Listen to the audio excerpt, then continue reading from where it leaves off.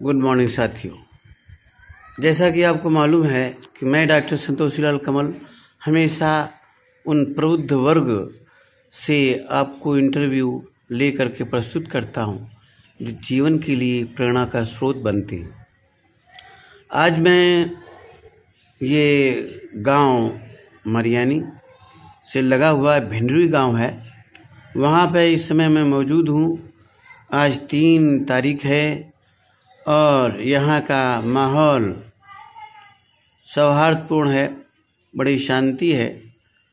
और यहाँ आपको मैं बताना चाहूँगा कि बिल्हौर तहसील में तैनात रेवेन्यू इंस्पेक्टर राजस्व विभाग में जिन्होंने पूरी सर्विस 60 वर्ष की आयु में वहाँ से सेवानिवृत्त होकर आज अपने घर में कृषि कार्यों की देखरेख और अपने परिवार का पालन पोषण कर रहे हैं।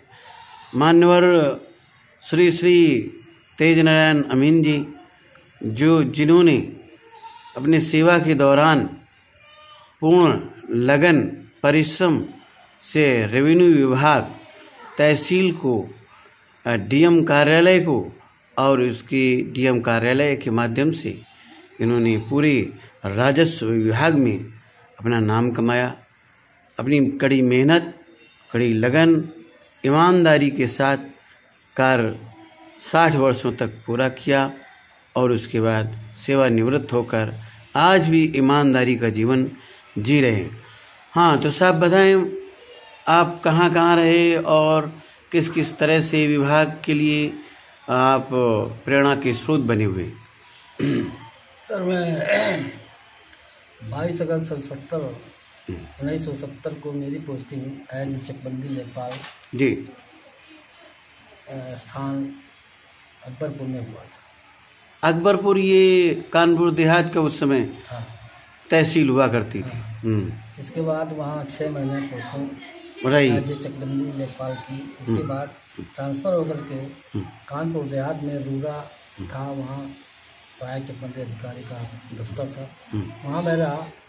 इसके बाद वहाँ से सीधे सन 1975 में कॉल लेटर मिला कि आपको स्थानांतरित करके इलाहाबाद डिस्ट्रिक्ट में एज ए चकबंदी लेखपाल नियुक्त किया जाता है जी।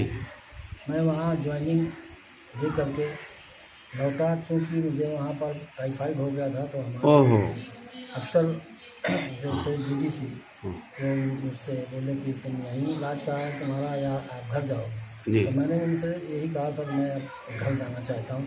तो उन्होंने एक सब्स्टिट्यूट दिया और कहा जाओ इनको घर भेजिए। वो शख्स मेरे साथ आए और कानपुर सेंटर तक छोड़ गए। उसके बाद मैं अपने घर चला गया और 1.5 महीने 35 दिन की छुट्टी पर आया। 35 दिन की छुट्टी बिताने के बाद मैं उसको स्वस्थ हुआ, तब जाके इलाहाबाद रीजन में ज्वाइनिंग दी है। उसके बाद मेरी पोस्टिंग वहाँ से इलाहाबाद में पुराना तहसील एक पड़ती है जी, वहाँ के लिए पोस्टिंग दी गई और मैं वहाँ गया और वहाँ जाके ज्वाइनिंग की, वहाँ पर काम किया। अपना कार्य बड़े ईमानदारी से करता रहा। वहाँ के लोग कार्यकर्ता और अफसर भी मुझसे काफ़ी खुश रहते थे, यहाँ तक कि अपना जो मुझसे सुपीरियर अफसर थे वो अपना कार्य मुझे दे देते थे कि आज जाइए और आप ये मेरा कार्य कर लाइए। निष्ठापूर्वक कार्य करके आ जाता था और बताता था। एक समय का वाक़या है कि मैं इलाहाबाद कोर्ट डीडीसी के यहाँ गया, एक अपील सुनवाई में थी। वहाँ एक चेक के कन्विक्शन में दुरुस्ती थी। तो मैंने वहाँ डीडीसी को साहब समझाया कि देखिए सर, ऐसा ऐसा ये चेक बना हुआ है, जो रोड किनारे था इनको, इनकी मूल जोत जो है रोड किनारे थी उसको काट करके किसी तरह से इनको हटा दिया गया है और दूसरा चेक बना दिया गया था। मेरा रिक्वेस्ट प्रार्थना है कि इन दोनों जोतों को खड़ा करके और दोनों को अगर रोड किनारे कर दिया जाए तो अति उत्तम होगा।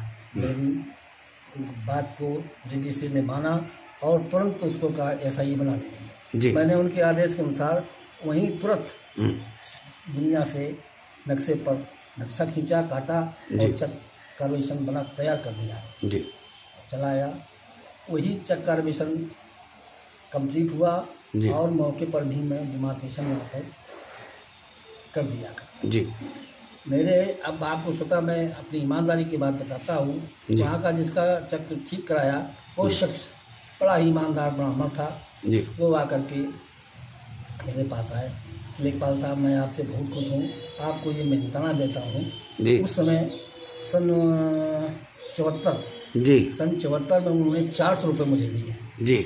और मुझे न दे करके मैंने कहा मैं तो भैया पैसे ऐसा नहीं लेता, लेकिन ठीक है आपका काम होगा, खुश रहो। तो वो जाकर मेरे बच्चे भी मेरे साथ रहते थे, वो मेरी एक छोटी सी लड़की थी जी, वो छोटी थी, तो वो जाके शख्स मेरी लड़की को 400 रुपये दे आया, घर पर दे आया क्वार्टर में।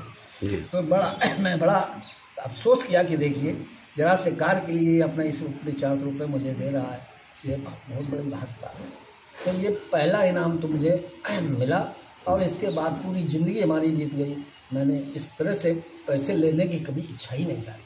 जी जी। तो वहाँ फिर सन 75 तक एज लेखपाल चकबंदी रहा, वहाँ से ट्रांसफ़र कर दिया गया 75 में ही कि आप अपने अपने जिलों को जाइए और वहाँ सहायक वसूली करता जो अमीन थे उनके सहायक बन करके जाइए। वही पोस्ट को रिलीज किया गया, उसी पोस्ट पर हमें तैनात करके कानपुर डिस्ट्रिक्ट भेजा गया। जी। कानपुर डिस्ट्रिक्ट आकर के मैंने यहाँ के चुनाव अधिकारी जो थे वो तहसील वाइज डिवाइडेशन किया। जी। तो हम तो कहीं कुछ कह नहीं सकते थे, कहा नहीं। जी। तो मुझे पेंडिंग में डाल कर मेरे को तहसील बिल्हौर में पोस्ट करा दिया। जी। तो जब हम मालूम हुआ कि आपको बिल्हौर जाना है तो मैं बड़ा खुश हुआ। बिल्हौर तो मेरी तहसील या तो घर ही पहुँचे और वास्तव में मैं घर ही पहुँच गया। वहाँ बिल्हौर में जब आ गया तो वहाँ के जो इंस्पेक्टर नायब तहसीलदार थे तो उन्होंने कहा कि आपको हम चौबेपुर तैनात कराते हैं। अरे तो हमको बहुत अच्छी बात, चौबेपुर में ही ब्लॉक चौबेपुर में ही मेरा घर था, मैं अपने सीधे घर आ गया और वहाँ रह करके सन 75 से आज तक यानी सन 2009 तक मैंने अमानत की पोस्ट की और वहाँ रहा। वहाँ से ही रिटायरमेंट हुआ और मैं बड़ी बड़ी खुशी से अपने घर आ गया और मैं वक्त पूरा करके रिटायरमेंट हो गया। शासनादेश के अनुसार मुझे सरकार ने पेंशन दे रखी है, मैं उसी पेंशन से आज तक गुजारा कर रहा हूँ, अपने बाल बच्चों का पोषण कर रहा हूँ। यही मेरी आखिरी और वार्षिक लगन थी और मैं वही व्यतीत कर रहा हूँ। अब इस समय ईश्वर मेरा साथ ही दे रहा, जो मैं इस समय 72 वर्ष की उम्र करीब हो रही है। जी जी जीवित हूँ, अतः मैं सबको प्रणाम करता हूँ। धन्यवाद। वाह वाह, बहुत बहुत धन्यवाद। ये कर्मठशील, ईमानदारी, सद्भाव के प्रतीक हमारी श्री श्री रेवेन्यू इंस्पेक्टर के रूप में कार्य किए हुए श्री श्री तेज नारायण अमीन जी का आपने प्रेरणा स्रोत, व्यक्तित्व के धनी और वास्तव में कर्तव्य परायणता, ड्यूटी के प्रति अपने लगन, समर्पण, ये सिद्ध करता है इनकी ईमानदारी। और इनका जीवन सुखमय रहे, भविष्य उज्जवल रहे और इनका स्वास्थ्य सही रहे। आज 3 अगस्त 2020 है। आपने सुना कि किस तरह से इनकी 72 वर्ष की उम्र होने वाली है और बहुत अच्छा स्वास्थ्य बिता रहे। इनकी धर्मपत्नी श्रीमती मुन्नी देवी मेरे साथ हैं। कृपया आप बताएं कि आपको ये परिवार की देख रेख में क्या क्या परेशानियां उठानी पड़ी, कैसे आप साहब तो यहाँ आ गए तो आपने क्या क्या सपना देखा था और क्या क्या आपने किया और कैसे आप जीवन जी रहे हैं? आपका जीवन सही है, सुखमय है, कोई दिक्कत है? क्या क्या परेशानियों का आपने सामना किया? कैसे इस पड़ाव तक, इस मुकाम तक आपका ये बहुत बड़ा मकान बना हुआ, ट्रैक्टर है आपके पास, सभी बच्चे हैं, नातिने हैं आपकी, कोई नातिन इंजीनियर है, कोई लड़की नातिन आपकी नोएडा में है। तो आपको कैसा लग रहा है और आपने कैसा अनुभव किया, जीवन कैसा जिया? आपको कोई जीवन में क्या क्या परेशानियां कोई हुई सांप के साथ में रह के, कैसे आपको अनुभव हो रहा है, कैसा आप महसूस हो रहा है? हमें लाला कुछ महसूस नहीं है, हम खुश आराम है। नाती न कुछ पढ़ाई लिखा खेती पाती काम जानती हैं, वो करती है ना। अच्छा। और खूब नतीनी बिटियाँ पढ़ गई, अब दुआ आके पढ़ गई लिख जाए, हमारे बाद माने शादी शुदा करन। और हमें और कोई तकलीफ नहीं लाला। अब हमें तो मतलब आप ये चाहती हैं कि आपके जो इंजीनियर हैं आपकी नाती ने, उनकी शादी ब्याह सही ढंग से हो? हम सोच रहे हैं कि अच्छी तरह हो जाए लाला, बस और हम खूब आराम भगवान में दीनी है। खूब आराम करत है जब करता अब खेती पाती जब करे हो तब करती हो ना। तो खेती खूब है, क्या क्या खेती में बोए हैं अभी इस समय? खेती में मक्का बोए, धान बोए है ना, और तीली बोए है ना, यही चीजें हैं। अच्छा। भाई चारा घास हुआ करती लगती है। अच्छा। तो दूध घर में खूब होता है? हाँ दूध होता नहीं है, होने वाली टाइम आई जाए। अच्छा, होने वाली टाइम आ गई। तो और कुछ कहना है आपको? हाँ, क्या आप बताना चाहेंगे? यदि आपको संदेश देना हो जनता को, लोगों को बताना हो कि कैसे जिए, कुछ बताना चाहेंगे आप?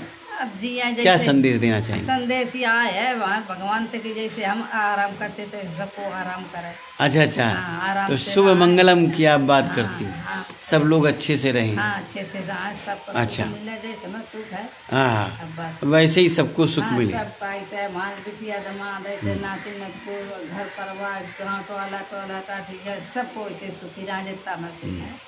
तो सबको वाह। तो आपने देखा कि इनकी भावना कैसी है। ये दो हमारे प्रबुद्ध वर्ग, जो हमारे शिक्षित वर्ग से इनकी भावनाएं देखिए कि सर्व मंगलम, सर्वहारा के सुख की बात करते हैं।